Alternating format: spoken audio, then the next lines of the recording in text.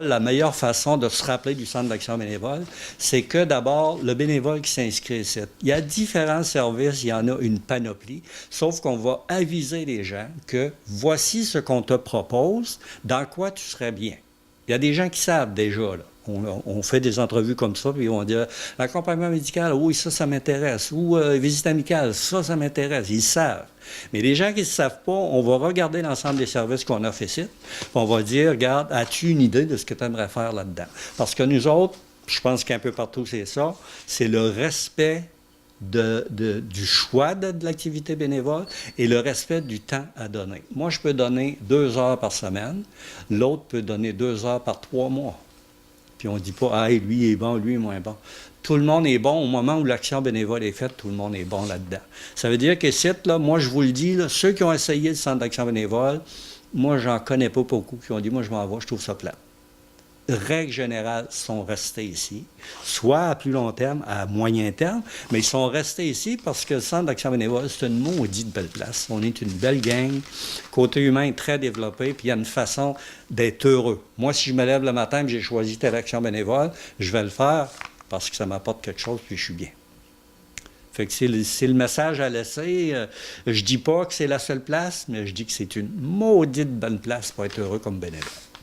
Puis les personnes, bien, ils vous rejoignent toujours au même numéro? Oui, toujours le 689-6023, mais je dis toujours, regarde, à quelque part, là, si vous n'êtes pas trop loin, là, ce serait le fun que vous arrêtiez de nous voir. Même si je ne veux pas nécessairement être bénévole, mais je me dis, j'aimerais ça, voir moi, à quoi ça retourne.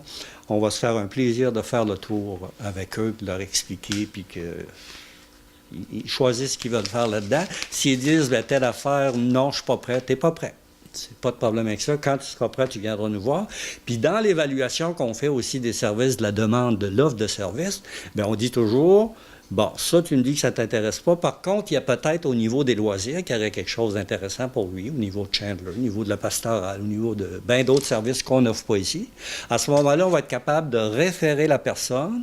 Moi, il me dit, je serais mieux, moi, à faire du hockey, du coaching de hockey. J'aimerais ça. On va le référer à la personne qui s'occupe de ça, puis peut-être que lui va se lever le matin à faire du coaching de hockey, puis il va être très heureux. Puis là, il y a des nouveaux services qui s'en viennent pour cette année? Oui, là, grosso modo, on reviendra un petit peu plus tard, c'est en développement. Il y a un service qui s'appelle Lire et faire lire. Ça s'adresse aux CPE, les groupes d'âge qui sont là. Il y a des bénévoles qui vont aller leur faire la lecture. Faire de la lecture, ça peut être 3/4 d'heure, 1 heure, de façon à ce que ça devienne une activité récréative aussi. Puis pour intervenir les enfants aussi dans la lecture là, qui va se faire.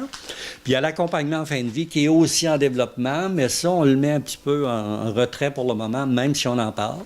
Moi, il y a de la publicité qui est faite partout, puis des gens qui sont intéressés à dire, hey, lecture, ça serait intéressant. On a déjà quelques bénévoles d'inscrits. On prévoit commencer ça fin janvier, début février. Ça fait que ça serait du nouveau. C'est des nouveaux services qu'on est en train de mettre en place avec un horaire de bénévoles qu'il faut qu'ils fassent leur affaire. Parce qu'encore là, c'est pas moi qui choisis. Le bénévole choisit, j'aimerais aller faire de la lecture aux enfants le mercredi à telle heure. Fait qu'on s'en vient bon, comme regarde, on va dire la deuxième partie de l'année. Après Noël, c'est un nouveau départ.